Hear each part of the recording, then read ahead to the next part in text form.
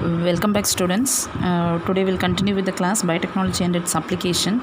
We have so far completed about the applications in agricultural field.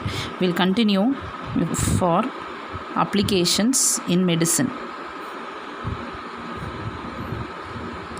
So medicinal field பயோடெக்னாலஜியோட main application எதுக்காக அப்படின்னா for mass production of, அதாவது production in large amounts, அதுதான் mass production.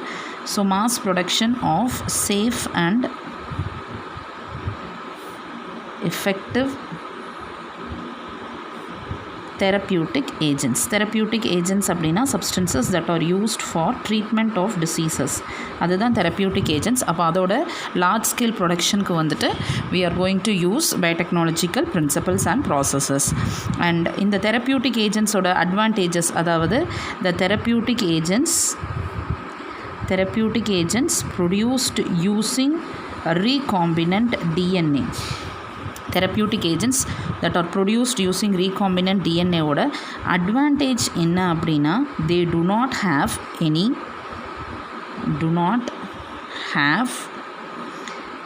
any unwanted immune responses, அப்படின்னா side effects. So தேவையில்லாத மற்ற side effects எதுவும் வந்துட்டு ஆர்டிஎன்ஏல ப்ரொடியூஸ் பண்ணுற தெரப்யூட்டிக் ஏஜென்ட்ஸ், அதாவது மெடிசின்ஸில் வந்துட்டு கிடையாது. So for in the global level, so far 30 therapeutic agents has been produced using RDNA technology, and they are marketed and it is used for treatment of diseases. In India 12 of them are used. 12 of the therapeutic agents that are produced by recombinant DNA technology are used. We'll see examples in the production of therapeutic agents la vandittu we'll see one example. The first example is genetically engineered insulin.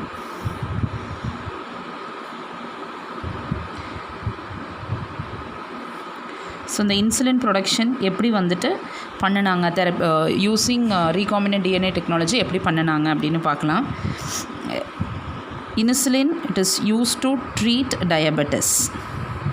So இன்சுலினோட purpose வந்துட்டு for treatment of diabetes. Initial டேஸில் வந்துட்டு diabetes ட்ரீட்மெண்ட்டுக்கு insulin வந்துட்டு was obtained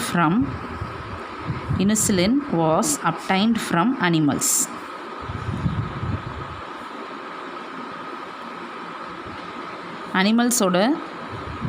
Animals were killed, their pancreas was isolated, and from this insulin was extracted. So ஒவ்வொரு தடவையும் insulin தேவைப்படும் போது மாஸ் ஸ்கேலில், தட் இஸ் லார்ஜ் அமௌண்ட்ஸில் தேவைப்படும் போது வந்துட்டு அனிமல்ஸ் வேர் யூஸ்வலி கில்ட். அதிலிருந்து தான் வந்துட்டு இன்சுலினை எக்ஸ்ட்ராக்ட் பண்ணாங்க. The animals that were more commonly used were cattle and pigs. These were the commonly used. ஆனால் இதோட டிஸ்அட்வான்டேஜ், அதாவது ஏர்லியர் டேஸில் வந்துட்டு இந்த மாதிரி கிடைச்ச இன்சுலினோட டிஸ்அட்வான்டேஜ் என்ன அப்படின்னா it was able to cause allergy in some patients. ஏன்னா இது வேறு ஒரு அனிமல்லேருந்து எடுத்த இன்சுலின், ஹியூமனோட இன்சுலின் கிடையாது. ஸோ இந்த இன்சுலின் வந்துட்டு it was able to cause allergy in the patients. So இந்த ரீசனுக்காக, so because there was allergy and we wanted to kill animals in large scale, என்ன பண்ணாங்க அப்படின்னா இன்சுலின் வந்துட்டு was try to produce. Insulin production was tried with RDNA technology, that is using biotechnological applications. Insulin ப்ரொடக்ஷனை வந்துட்டு try பண்ணாங்க. So எப்படி வந்துட்டு இந்த இன்சுலின், இந்த ரீகாம்பினன்ட் டிஎன்ஏ டெக்னாலஜி யூஸ் பண்ணி எப்படி வந்துட்டு இன்சுலின் ப்ரொடியூஸ் பண்ணாங்கன்னு பார்ப்போம். The method of production of recombinant insulin. Insulin protein, before we go in to how it was produce. இந்த இன்சுலின் வந்துட்டு it is a proteinaceous hormone. So it is going to be made of proteins, and this protein hormone is made of இனிஷியலாக வந்துட்டு it is produced in form of pro-insulin. Produced in form of pro-insulin, அதாவது it was an inactive insulin. இப்போ இந்த pro-insulinல வந்துட்டு என்னென்ன இருந்துச்சு அப்படின்னா, pro-insulin contained 3 polypeptide chains. It was called as A chain, B chain and C chain. These 3 polypeptide chains were present in pro-insulin.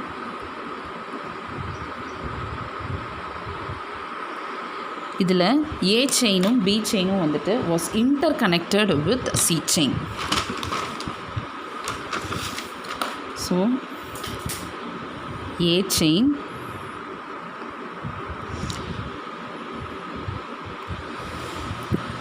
let us consider this is the A chain, and another chain was the, so this one is the B chain, and these two were interconnected with another chain. This interconnection இங்கிருந்து இது வரைக்கும் இந்த interconnection வந்துட்டு was the C chain. So this is how pro-insulin was present. இது pro-insulin ஓட structure. So pro-insulinல there were 3 chains, 3 polypeptide chains, A chain, B chain and the C chain, which was a connecting chain. So this was a pro-insulin molecule having A chain, B chain interconnected with C chain. இப்போ இந்த insulin molecule when it is undergoing activation process, இந்த activationல என்ன ஆகுது அப்படின்னா, இந்த C chain இருக்கு இல்லையா, இந்த C chain இந்த A chainயும் B chainயும் it will bring closer. அப்போ அப்படி பக்கத்தில் வரும்போது, அப்படி பக்கத்தில் வந்துட்டு it is going to join these two. அப்படி எதுக்காக வந்து எப்படி ஜாயின் பண்ணுது அப்படின்னா, இந்த A chainக்கும் B chainக்கும் நடுவில் வந்துட்டு C chain helps in forming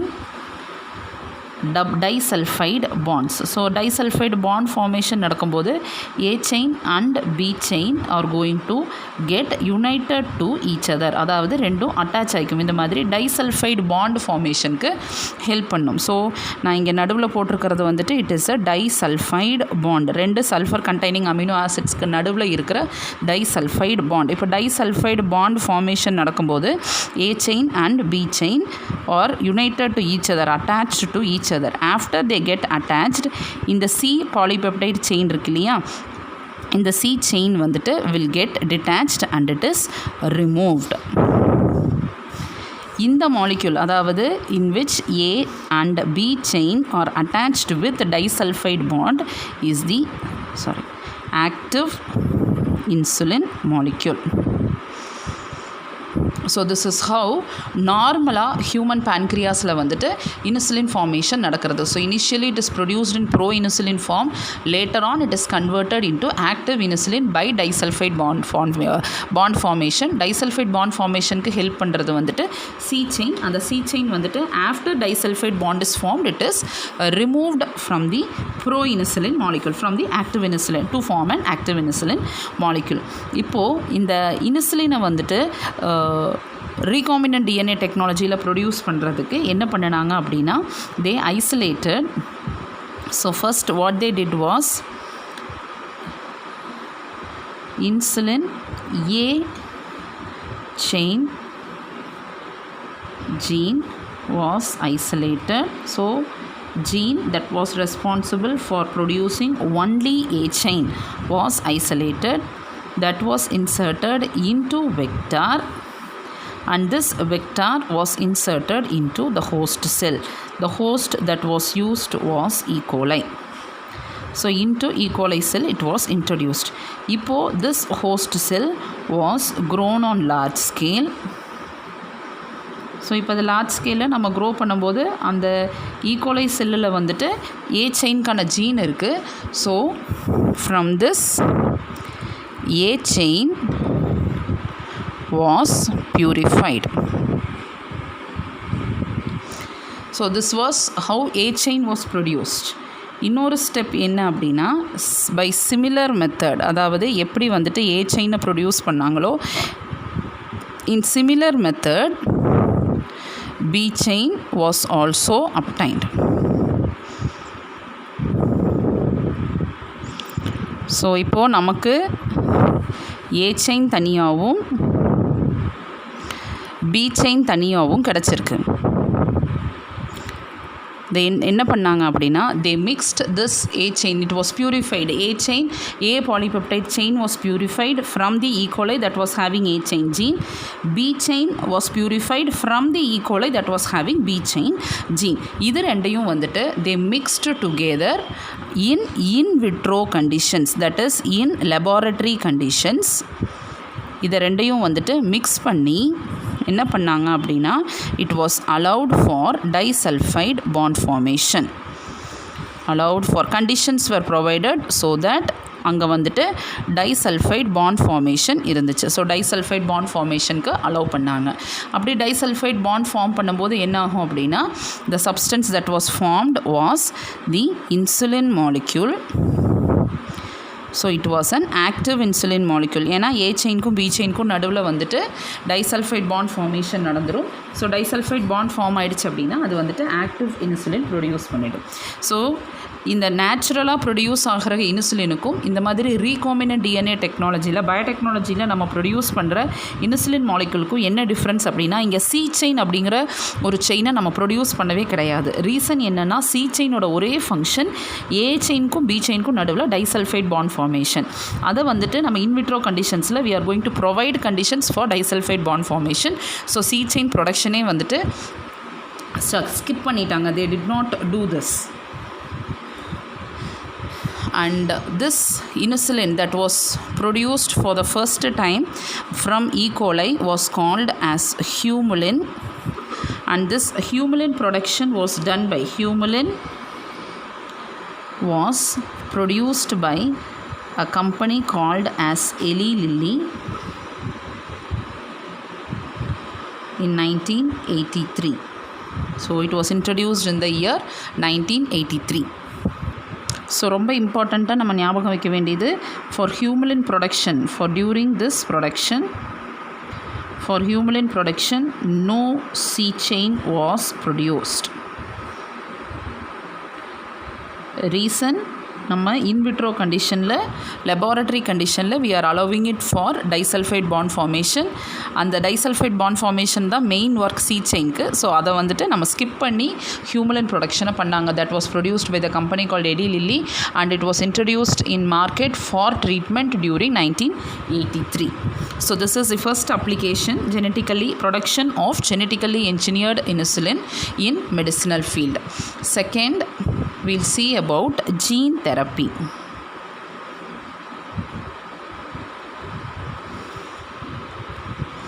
so first இந்த ஜீன் தெரப்பி அப்படின்னா என்ன? தெரப்பி அப்படின்னா ட்ரீட்மெண்ட்டுன்னு அர்த்தம். ஸோ இங்கே ஜீனை வச்சு என்ன ட்ரீட்மெண்ட் பண்ண முடியும் அப்படின்னா, ட்ரீட்மெண்ட்டை எப்படி ஜீன் வச்சு செய்ய முடியும் அப்படின்னா, gene therapy was mainly done for hereditary diseases.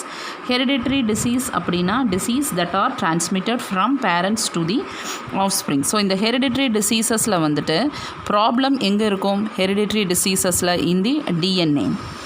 So டிஎன்ஏல வந்துட்டு இருக்கிற சேஞ்சஸை வந்துட்டு எப்படி வந்துட்டு இந்த டிஎன்ஏ டிசீஸ் காஸ் பண்ணுதோ, அப்போ இந்த டிஎன்ஏவை நம்ம கரெக்ட் பண்ணோம், இந்த டிசீஸை வந்துட்டு நம்மளால் க்யூர் பண்ண முடியும். This is how gene therapy was tried. இப்போது ஹெரிடிட்ரி டிசீசஸ்க்கான ரீசன் என்ன அப்படின்னா changes in the normal gene. So இந்த சேஞ்சஸ் இன் நார்மல் ஜீன் அப்படி நடக்கும்போது, அந்த சேஞ்சஸ் நடக்கும்போது the gene is going to become defective.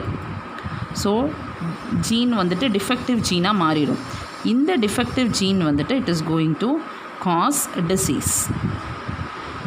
So with biotechnological works நம்ம என்ன பண்ண போகிறோம்னா, இந்த டிஃபெக்டிவ் ஜீனுக்கு பதிலாக வந்துட்டு we are going to insert a correct gene sequence. இதை ரீப்ளேஸ் பண்ண போகிறோம். நம்ம என்ன பண்ண போகிறோம்? இன்சர்ட் பண்ணி இந்த டிஃபெக்டிவ் ஜீனை வந்துட்டு we are going to replace it with corrected gene. இப்போ இப்படி corrected ஜீனை வச்சுட்டு ரீப்ளேஸ் பண்ணும்போது என்ன ஆகும், அந்த டிசீஸ் வந்துட்டு disease do not occur. Reason நம்ம ஜீனை வந்துட்டு கரெக்ட் பண்ணிட்டோம். ஸோ டிசீஸ் எதனால் வந்துச்சு, டிஃபெக்டிவ் ஜீனால். டிஃபெக்டிவ் ஜீன் இருக்கும்போது டிசீஸ் காஸ் பண்ணுது. நம்ம என்ன பண்ண போகிறோம், இந்த டிஃபெக்டிவ் ஜீனுக்கு பதிலாக வந்துட்டு அந்த ஜீனை வந்துட்டு ரீப்ளேஸ் பண்ண போகிறோம். ஒரு கரெக்டான ஜீனை வச்சு ரீப்ளேஸ் பண்ண போகிறோம். இப்போ கரெக்டான ஜீனை வச்சு ரீப்ளேஸ் பண்ணிட்டோன்னா அந்த டிசீஸே இருக்க போகிறது கிடையாது. டிசீஸை நம்ம க்யூர் பண்ணுறது கிடையாது, இங்கே டிசீஸையே இல்லாமல் செய்கிறோம் நம்ம இங்கே. ஸோ இனிஷியலாக தேர் வாஸ் டிசீஸ், ஆனால் இந்த டிஃபெக்டிவ் ஜீனை நம்ம ஒன்ஸ் ரீப்ளேஸ் பண்ணிட்டோன்னா அதுக்கப்புறம் அவங்களுக்கு வந்துட்டு டிசீஸே இருக்காது. இதுக்கு வந்துட்டு ஒரு மோஸ்ட் இம்பார்ட்டன்ட் கேரக்டரிஸ்டிக் என்னென்னா, most important thing is early diagnosis of the disease. அதாவது ஏர்லி டயக்னோசிஸ் அப்படின்னா ஒரு in the embryo stage itself, that is either in childhood அவங்களுக்கு ஹெரிடிட்ரி டிசீஸ் இருக்குது அப்படின்னு கண்டுபிடிச்சிடணும், ஆர் இந்த எம்ப்ரியானிக் டெவலப்மெண்ட் இட் செல்ஃப். அப்போ எம்ப்ரியானிக் டெவலப்மெண்டல் ஸ்டேஜஸ்லேயே வந்துட்டு நம்ம அந்த ஜீன் வந்துட்டு டிஃபெக்டிவாக இருக்குது அப்படின்னு நம்ம கண்டுபிடிச்சிட்டோம்னா, அந்த எம்ப்ரியானிக் டெவலப்மெண்டல் ஸ்டேஜ்லேயே நம்ம சேஞ்ச் பண்ணிட்டோம் அப்படின்னா இது வந்துட்டு பர்மனெண்ட் க்யூராக இருக்கும். ஒரு குறிப்பிட்ட ஸ்டேஜ், ஒரு ஏஜுக்கு அப்புறம் வந்துட்டு when gene therapy was done, அது வந்துட்டு பர்மனெண்ட் க்யூராக இல்லாமல் டெம்பரரி க்யூராக இருக்கும். கண்டினியூஸ் ரிப்பீட்டேஷன்ஸ் இருந்துக்கிட்டே இருக்கணும் அந்த ப்ராசஸில், ட்ரீட்மெண்ட் ப்ராசஸில். That was the most important thing, அதாவது early diagnosis of the disease. இந்த மாதிரி ஒரு எக்ஸாம்பிள் எடுத்து நம்ம இங்கே இப்போ படிக்க போகிறோம். One example of hereditary disease that was caused because of a non-functional gene. The name of the disease is SCID. SCID அப்படின்னா severe combined immuno deficiency. This is the name of the disease. இந்த disease cause பண்ணுறதுக்கான reason என்ன அப்படின்னா, reason is non-functional ADA gene. ADA is adenosine deaminase enzyme gene. So the gene that codes for adenosine deaminase enzyme. இந்த என்சைமோட importance, இந்த enzyme இல்லாததுனால வந்துட்டு இது gene நான் ஃபங்க்ஷனலாக இருக்கிறதுனால எப்படி வந்துட்டு ஸ்கிட் டிசீஸ் வருது அப்படின்னா, ஏடிஓவோட ஃபங்க்ஷன் என்ன அப்படின்னா, இந்த அடினோசின் டிஅமினேஸ் என்சைமோட ஃபங்க்ஷன் என்ன அப்படின்னா, it is maturation and differentiation of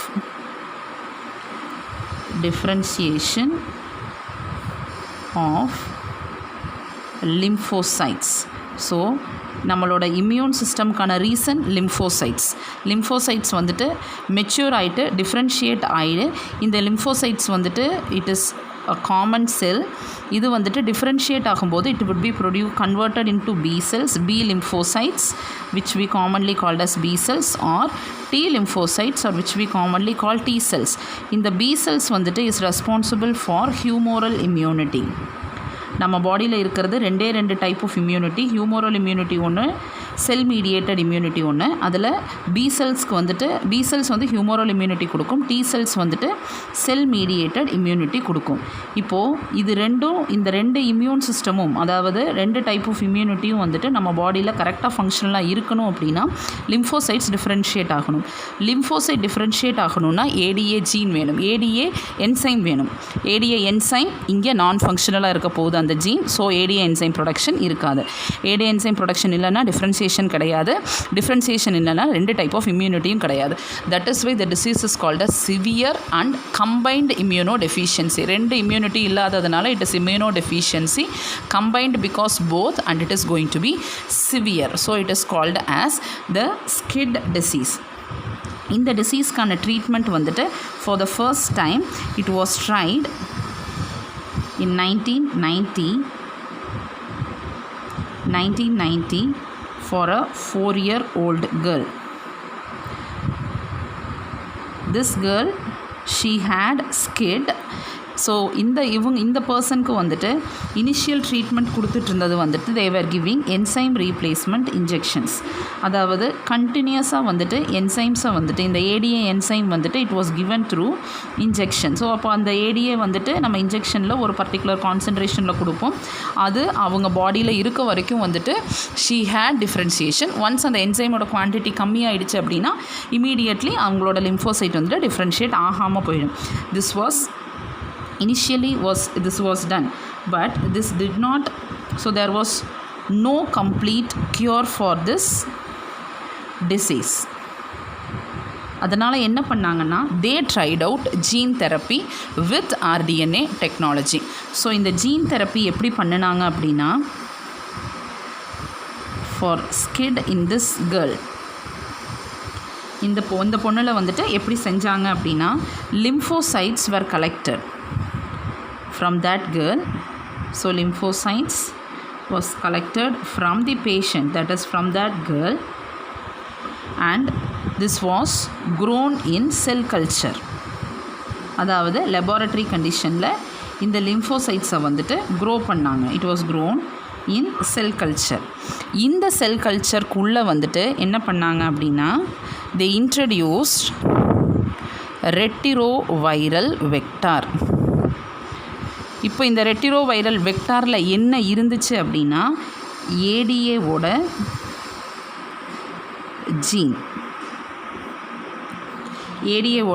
gene வந்துட்டு was put into retroviral vector. This retroviral vector was inserted into this cells, lymphocyte cells. இப்போ lymphocytes is going to carry, so என்ன form ஆச்சு அப்படின்னா lymphocytes with ADA gene was produced. இதுதான் transformant. இப்போ இங்கே with ADA gene is present. Now this lymphocyte with the ADA gene was returned into patient blood. So obviously patient பிளட்டுக்குள்ளே போனதுக்கப்புறம் lymphocytes வந்துட்டு ADA gene இருக்கிறதுனால அது ஏடிஏ என்சைம் ப்ரொடியூஸ் பண்ணும். So ADA enzyme produce பண்ணும்போது அவங்களோட டிசீஸ் வந்துட்டு கம்மி ஆகிடும். அதாவது slowly she'll get cured. But there was a problem. என்னென்னா இந்த லிம்போசைட்ஸ் இன்ட்ரடியூஸ் பண்ணுறோம் இல்லையா உள்ள, these lymphocytes, that is lymphocytes with ADA gene உள்ள இன்ட்ரடியூஸ் பண்ணுறோம் இல்லையா, these cells were dead after their lifetime. So they had their own lifetime. So they were not immortal, that is they can be dead after their lifetime.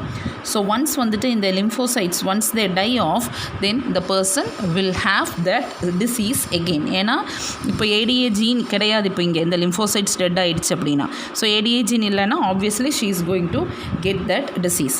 So for this purpose again periodic infusion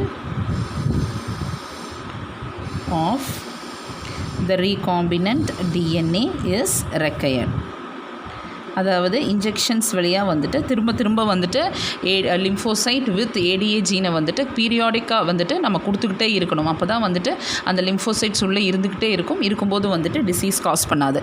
so this was the problem faced in this gene therapy. இதை overcome பண்ணணும் அப்படின்னா எப்படி overcome பண்ண முடியும் அப்படின்னா, when gene therapy is done in early embryonic stages. Early embryonic stages அப்படின்னா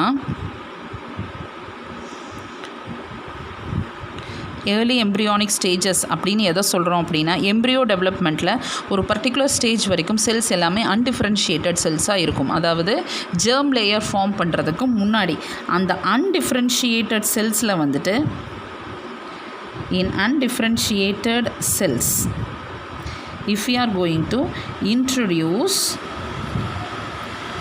the recombinant DNA, அப்புறம் produce ஆகிற எல்லா செல்ஸ்லேயும் DNA is going to be, this recombinant DNA is going to be present. When it is present, it can be a permanent cure.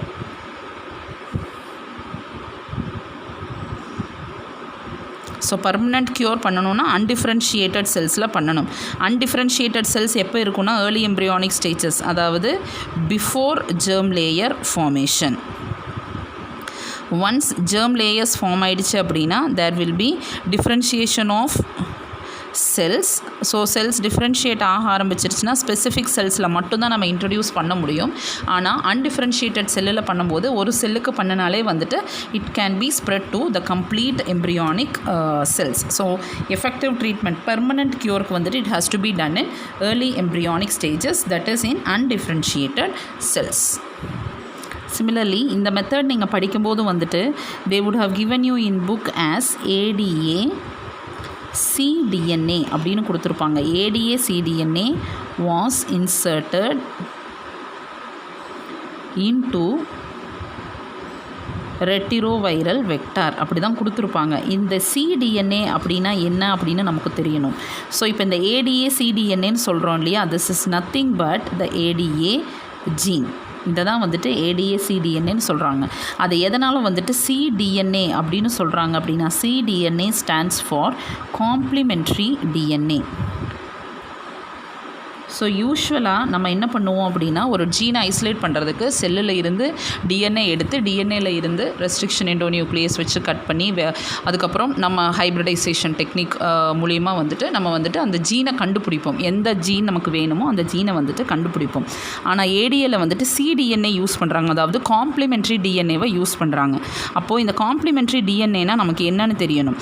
இப்போ complimentary DNA அப்படின்னா என்ன அப்படின்னா they have actually taken ADA enzyme. So ADA enzyme means it is a protein. இப்போ ப்ரோட்டீனில் இருந்து நம்ம ஈஸியாக வந்துட்டு amino acid சீக்வன்ஸை கண்டுபிடிக்க முடியும். இந்த amino acid sequence was found first. இந்த அமினோ ஆசிட் சீக்வன்ஸை வச்சுட்டு நம்மளால் mRNAவை கண்டுபிடிக்க முடியும். ஏன்னா it is reverse process. Amino acids will be given by codons வந்துட்டு mRNAவில் இருக்கும். இப்போ நம்மக்கிட்ட வந்துட்டு mRNA இருக்குது. இந்த mRNAவை வச்சு by reverse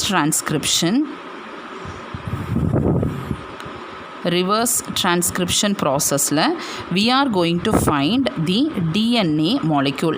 This DNA is what we call it as the cDNA molecule. ஏன்னா இது complementary to mRNA, so we call it as the cDNA molecule. இது எல்லா ஜீன்ஸ்க்கும் வந்துட்டு இந்த மெத்தடை ஃபாலோ பண்ண முடியாது. ஏன்னா இந்த அமினோ ஆசிட் சீக்வன்ஸில் இருந்து ப்ரோட்டீன் ஃபார்மேஷன் வரும்போது வந்துட்டு இந்த ப்ரோட்டீன் மாடிஃபை ஆகிட்டு வந்துச்சு அப்படின்னா அமினோ ஆசிட் சீக்வன்ஸ் எக்ஸாக்டாக கிடைக்காது. ஸோ பட் ஏடிஏக்கு வந்துட்டு இட் இஸ் பாசிபிள். ஸோ அதனால் வந்துட்டு இந்த மெத்தட் ஃபாலோ பண்ணியிருக்காங்க. அதாவது என்சைமை எடுத்து என்சைமோட அமினோ ஆசிட் சீக்வன்ஸை கண்டுபிடிச்சி அதிலிருந்து mRNA கண்டுபிடிச்சி அதிலிருந்து டிஎன்ஏவை கண்டுபிடிச்சிருக்காங்க. இந்த டிஎன்ஏ வந்துட்டு mRNAக்கு காம்ப்ளிமெண்ட்ரியாக இருக்கிறதுனால we call it as the cDNA molecule. The next application in medicinal field is molecular diagnostics. So diagnosis அப்படின்னா ஐடென்டிஃபையிங் அ டிசீஸ். நமக்கு ஒருத்தருக்கு டிசீஸ் இருக்கா இல்லையா அப்படிங்கிறத வந்துட்டு ஐடென்டிஃபை பண்ணுற ப்ராசஸ் தான் வந்துட்டு டயக்னோசிஸ் அப்படின்னு சொல்கிறோம். So to identify a disease, that is what we call it as diagnosis. இப்போ மாலிகுலர் டயக்னோசிஸ் அப்படின்னு எதை சொல்கிறோம் அப்படின்னா when diagnosis is based on DNA. DNA is a molecule. So DNA மாலிகுலை பேஸ் பண்ணி நம்ம டயக்னோசிஸ் பண்ணுறோன்னா that one we call it as molecular diagnosis. Molecular diagnosis எதுக்காக பண்ணுறோம் அப்படின்னா என்ன ரீசன் மாலிகுலர் டயக்னோசிஸ் பண்ணுறக்கு அப்படின்னா early diagnosis.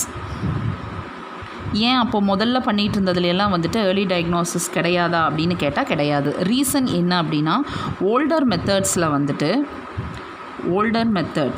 Of diagnosis of disease வந்துட்டு யூஸ்வலாக சீரம் இல்லாட்டி யூரின் அனாலிசிஸ் பண்ணுவாங்க.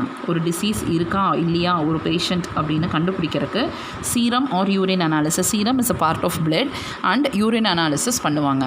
இதில் வந்துட்டு நம்ம டிசீஸை ஐடென்டிஃபை பண்ணணும் அப்படின்னா தி ப்ரெசன்ஸ் ஆஃப் டிசீஸ் எப்போ தெரியும் அப்படின்னா சீரம் ஆர் யூரின் அனாலிசிஸ் பண்ணும்போது only after pathogen has grown in large numbers. அதோட நம்பர் வந்துட்டு ரொம்ப ஹையாக இருந்தால் மட்டும்தான் வந்துட்டு யூரின் அனாலிசிஸ், சீரம் அனாலிசிஸில் வந்துட்டு அந்த டிசீஸோட ப்ரெசன்ஸ் நம்ம கண்டுபிடிக்க முடியும். ஸோ பை த டைம் நம்ம கண்டுபிடிக்கும் போது வந்துட்டு அதோட நம்பர் ரொம்ப இன்க்ரீஸ் ஆகிருக்கும். ஸோ டிசீஸ் வந்துட்டு சிவியர் ஆகிடும். ஸோ ட்ரீட்மெண்ட்டும் வந்துட்டு வில் பிகம் டிஃபிகல்ட். ஆனால் நம்ம டிஎன்ஏவை வச்சு டயக்னாசிஸ் பண்ணும்போது வந்துட்டு even before the symptoms are present, அப்போ அந்த சிம்டம்ஸ் வர்றதுக்கு முன்னாடியே வந்துட்டு ஒருத்தருக்கு வந்துட்டு நம்மளால் டயக்னாசிஸ் பண்ண முடியும். அதுதான் வந்துட்டு molecular diagnosis advantage. So molecular diagnosis oda advantage வந்துட்டு diagnosis is possible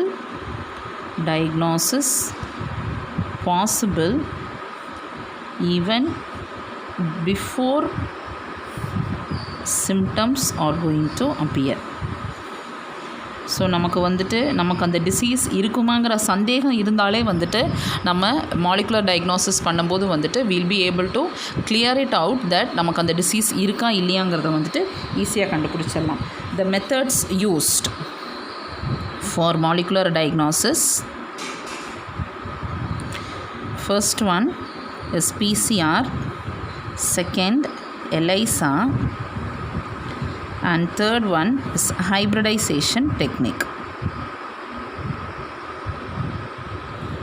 So first one PCR. இப்போ PCR வந்துட்டு we know it is polymerase chain reaction. Polymerase chain reaction ஓட main function என்ன அப்படின்னா டிஎன்ஏ ஆம்ப்ளிஃபிகேஷன். அதாவது நம்ம ஒரு காப்பி ஆஃப் டிஎன்ஏ கொடுத்தா நமக்கு ஆஃப்டர் பிசிஆர் இஸ் ரன் அந்த மெஷினில் இருந்துட்டு we are going to get millions of copies of DNA. இப்போ பிசிஆரை வச்சு எப்படி டிசீஸ் டயக்னோசிஸ் பண்ண முடியும் அப்படின்னா வந்துட்டு என்ன பண்ணுறாங்க அப்படின்னா த ப்ரைமர், நம்ம அனீலிங் அப்படின்னு ஒரு ஸ்டெப் படிச்சிருக்கிறீங்க இல்லையா, அதில் வந்துட்டு த primer used in PCR is made such that it is complementary to some part of DNA of pathogen. So அந்த பேத்தோஜன் அதாவது டிசீஸ் காசிங் ஏஜென்ட் இருக்கு இல்லையா, அந்த ஏஜென்ட்டோட டிஎன்ஏவுக்கு ஏதாவது ஒரு பார்ட்டுக்கு காம்ப்ளிமெண்ட்ரியாக இருக்கிற மாதிரி நம்ம வந்துட்டு ப்ரைமர் ப்ரிப்பேர் பண்ண போகிறோம். So now when PCR is done, if amplification is going to occur. இப்போ ஆம்ப்ளிஃபிகேஷன் நடக்குது, அதாவது கான்சன்ட்ரேஷன் ஆஃப் டிஎன்ஏ வந்துட்டு நம்ம பிசிஆரில் உள்ளே கொடுக்கும்போது மினிமம் குவான்டிட்டியில் கொடுக்க போகிறோம். செக் பண்ணிடுவோம் நம்ம அதோட கான்சன்ட்ரேஷன் என்னன்ட்டு. பிசிஆர் முடிஞ்சதுக்கப்புறம் அதோட கான்சன்ட்ரேஷன் செக் பண்ணும்போது அதிகமாகிருக்கு அப்படின்னா அங்கே ஆம்ப்ளிஃபிகேஷன் நடந்திருக்குன்னு அர்த்தம். So if amplification occurs it indicates இந்த ப்ரைமர் வந்துட்டு கரெக்டாக பைண்ட் ஆகிருக்கு. அப்போ ப்ரைமர் பைண்ட் ஆகிருக்குன்னா என்ன அர்த்தம்? அந்த டிஎன்ஏ இருந்திருக்குன்னு அர்த்தம். டிஎன்ஏ இருக்குது அப்படின்னா பேத்தோஜன் இருக்குன்னு அர்த்தம். So if amplification occurs, it means that pathogen nucleic acid is present. அப்போ பேத்தோஜனோட நியூக்ளிக் ஆசிட் இருக்குது அப்படின்னா that person is infected. So the person is going to be deceased. So அவங்களுக்கு சிம்டம்ஸ் வரணும், அதுக்கப்புறம் டிசீஸ் காஸ் பண்ணணும், அதுக்கப்புறம் தான் நம்ம கண்டுபிடிக்கணுங்கிறதெல்லாம் கிடையாது. ஒன்ஸ் நமக்கு வந்துட்டு டவுட் இருக்கும்போதே வந்துட்டு நம்ம பிசிஆர் ரன் பண்ணணும் அப்படின்னா ஆம்ப்ளிஃபிகேஷன் நடந்துச்சு அப்படின்னா அந்த person is disease. If suppose there is no amplification, அப்போது டிஎன்ஏவோட கான்சன்ட்ரேஷன் இன்க்ரீஸ் ஆகலை, இனிஷியல் கான்சன்ட்ரேஷனை ஃபைனல் கான்சன்ட்ரேஷன் கம்பேர் பண்ணும்போது if no amplification has occurred, concentration increase ஆகலைன்னா ஆம்ப்ளிஃபிகேஷன் நடக்கலை. ஆம்ப்ளிஃபிகேஷன் நடக்கலை அப்படின்னா இந்த ப்ரைமர் பைண்ட் ஆகலைன்னு அர்த்தம். ப்ரைமர் பைண்ட் ஆனால் மட்டும்தான் ஆம்ப்ளிஃபிகேஷன் நடக்கும். ப்ரைமர் பைண்ட் ஆகலைன்னா ஆம்ப்ளிஃபிகேஷன் நடக்காது. ஸோ ப்ரைமர் பைண்ட் ஆகலைன்னா காம்ப்ளிமெண்ட்ரி டிஎன்ஏ இல்லைன்னு அர்த்தம். ஸோ காம்ப்ளிமெண்ட்ரி டிஎன்ஏ இல்லைன்னா பேத்தோஜன் இல்லைன்னு அர்த்தம். So means the person is not deceased. So he or she is not affected by that pathogen. So this is how PCR is used in early diagnosis of disease. The next technique in molecular diagnosis is ELISA. ELISA is enzyme linked immunosorbent assay. Enzyme linked immunosorbent assay. இதில் immunosorbent அப்படின்னா attachment, immuno அப்படின்னா இங்கே நம்ம immune சிஸ்டமில் இருக்கிற செல்ஸை வந்துட்டு identify பண்ண போகிறோம். They are linked with enzymes. So இந்த ELISA வந்துட்டு it is based mainly on antigen antibody reaction. So enzyme linked immunosorbent assay அதோட principle is antigen antibody reaction. இப்போ நம்ம எப்படி கண்டுபிடிக்க போகிறோம் அப்படின்னா we are going to take patient sample. So sample will be collected from the patient. இந்த patient sample வந்துட்டு we are going to check for presence of antigen. So இது வந்துட்டு ஒரு method, check for presence of antigen. இப்போ நம்ம antigen இருக்கா இல்லையான்னு கண்டுபிடிக்கிறதுக்கு என்ன பண்ணுறோன்னா இந்த ஆன்டிஜெனுக்கு ஸ்பெசிஃபிக்கான antibody. So check for presence of antigen by adding antibody specific for that antigen. So நம்ம இங்கே யூஸ் பண்ண போகிற ஆன்டிபாடி வந்துட்டு நம்ம வேறு ஒரு சோர்ஸ்லேருந்து ப்ரொடியூஸ் பண்ண போகிறோம். அந்த ஆன்டிஜென் வந்துட்டு அந்த பேஷண்ட்டோட சாம்பிளில் இருக்கா இல்லையான்னு கண்டுபிடிக்க என்ன பண்ண போகிறோம்னா நம்ம ஒரு ஆர்டிஃபிஷியலி ப்ரொடியூஸ்ட் ஆன்டிபாடியை ஆட் பண்ணுறோம். ஆன்டிஜென் இருந்தால் ஆன்டிஜென் ஆன்டிபாடி ரியாக்ஷன் நடக்கும். ஆன்டிஜென் ஆன்டிபாடி ரியாக்ஷன் நடக்குது அப்படின்னா பேஷண்ட் சாம்பிள் வந்துட்டு பேத்தோஜன் இஸ் ப்ரெசன்ட் அப்படின்னு அர்த்தம். இன்னொரு மெத்தட் வந்துட்டு இதுலேயே எலைசாலேயே வந்துட்டு we are going to check for presence of antibody by adding antigen specific for that antibody.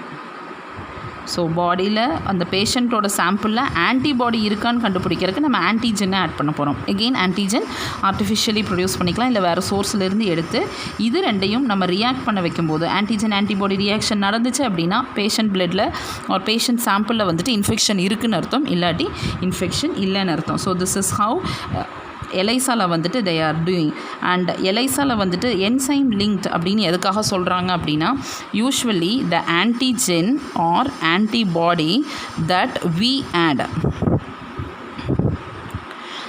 பேஷண்ட்டோட sample இல்லாமல் that we are going to add அந்த ஆன்டிஜென் இந்த ஆன்டிஜென் ஆர் ஆன்டிபாடியில் வந்துட்டு நம்ம என்ன பண்ண போகிறோம் அப்படின்னா we are going to link this with enzymes or radioactive substances. ஏன்னா ஆன்டிஜென் ஆன்டிபாடி ரியாக்ஷன்ஸ் வந்துட்டு ஆர் மைக்ரோஸ்கோபிக். ஸோ நம்ம ரியாக்ஷன்ஸை ஆன்சர் கண்டுபிடிக்க முடியாது. For that radioactive substances add பண்ணும்போது with the radioactivity will be able to find if antigen antibody reaction has occurred or not. So இது radioactive substances வச்சு identify பண்ணுறது. Enzymes வச்சுட்டு எப்படி ஐடென்டிஃபை பண்ணுவாங்க அப்படின்னா என்சைம்ஸ் வந்துட்டு when they are linked, இந்த என்சைம் வந்துட்டு it can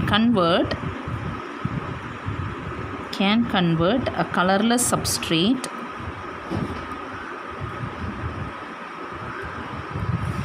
into colored product. So அந்த கலர் ஃபார்மேஷனை வச்சு என்சைம் இருக்கா இல்லையா அப்படின்னு கண்டுபிடிப்பாங்க. ஸோ ஆன்டிஜென் ஆன்டிபாடி ரியாக்ஷன் நடந்துச்சுன்னா என்சைம் இருக்கும். என்சைம் இருந்துச்சு அப்படின்னா நம்ம சப்ஸ்ட்ரேட் ஆட் பண்ணால் அது கலர்டு ப்ராடக்டாக மாற்றும். ஆன்டிஜென் ஆன்டிபாடி ரியாக்ஷன் நடக்கலைன்னா என்சைம் இருக்காது. ஸோ இங்கே அந்த கலர்டு ப்ராடக்ட் ஃபார்மேஷன் இருக்காது. ஸோ திஸ் இஸ் ஹவ் எலைசாவில் வந்துட்டு they are going to find out the presence of antigens or antibody in the patient sample. The third method used in molecular diagnosis is hybridization technique. Hybridization technique last லெசனில் வந்துட்டு identification of ஜீனுக்கு படிச்சிருக்கிறோம். நம்ம எப்படி வந்துட்டு plot பண்ணி பிளாட்டிங்கில் இருந்துட்டு எப்படி hybridisation using ப்ரோப்ஸ் பண்ணுறது அப்படின்னு. இங்கேயும் வந்துட்டு it is going to be the same thing. Hybridization technique வந்துட்டு மெயின்லி வந்து எதுக்கு பண்ணுவாங்க அப்படின்னா ஜீனில் வந்துட்டு மியூட்டேஷன் இருக்கா இல்லையான்னு கண்டுபிடிக்கிறதுக்காக செய்வாங்க. இல்லை ஜெனட்டிக் டிஸார்டர்ஸ் ஏதாவது இருந்தாலும் வந்துட்டு ஹைப்ரிடைசேஷன் டெக்னிக் யூஸ் பண்ணுவாங்க. So what they are going to do here in hybridisation technique for diagnosis வந்துட்டு they are going to use radioactive DNA or RNA probes. So நம்ம ப்ரோப்ஸ் வந்துட்டு ஹைப்ரிடைசேஷனில் யூஸ் பண்ணுவோம் இல்லையா, gene கண்டுபிடிக்கிறதுக்கு அதே தான். So they are going to use radioactive DNA or RNA probes. இதை வந்துட்டு என்ன பண்ணுவாங்க அப்படின்னா, பேஷண்ட் சாம்பிளில் இருந்து எடுத்த DNA கூட வந்துட்டு ஹைப்ரிடைஸ் பண்ணுவாங்க. So this one was allowed to hybridise with the complementary DNA from the patient sample. இப்போ பேஷண்ட் சாம்பிளில் இருக்கிற டிஎன்ஏ கூட இதை ஹைப்ரிடைஸ் பண்ணுறதுக்கு ட்ரை பண்ணுவாங்க. இஃப் சப்போஸ், ஸோ இது மெயின்லி வந்துட்டு it is use to detect genetic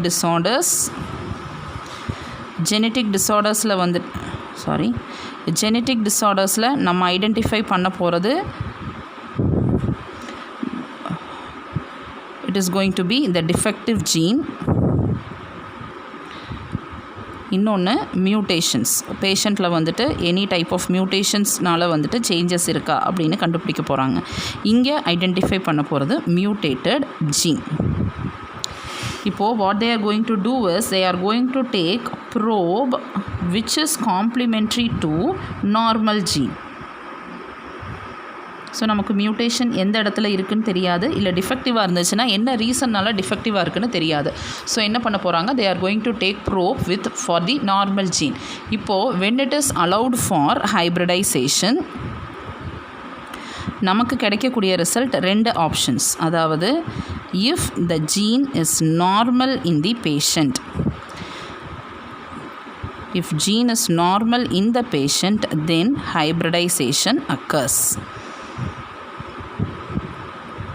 so hybridisation நடந்து ரேடியோ ஆக்டிவிட்டி தெரிஞ்சுது அப்படின்னா இட் மீன்ஸ் தட் த பேஷண்ட்டோட ஜீன் வந்துட்டு it is normal.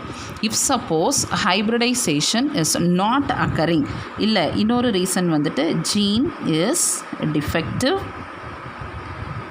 R mutated, அந்த கண்டிஷனில் இருந்துச்சு அப்படின்னா அங்கே ஹைப்ரிடைசேஷன் நடக்காது. ரீசன் என்னென்னா ப்ரோப் வந்துட்டு நார்மல் ஜீனுக்கு தான் எடுக்க போகிறோம். So here no hybridization occurs. இப்போ when there is no hybridization occurring, we can easily say that the person has a defective gene or a mutated gene. So இது வந்துட்டு again a method of identifying diseases at a early time, hybridization with radioactive probes that are complementary to the normal gene from the patient sample. So these 3 methods are methods of the molecular diagnosis. So medicine application வந்துட்டு we have seen genetically engineered insulin, இன்னொன்று gene therapy for ADA deficiency, இன்னொன்று molecular diagnosisல 3 methods பார்த்துருக்கிறோம், PCR, ELISA and hybridization. Next videoல we'll see about transgenic animals and ethical issues. Thank you.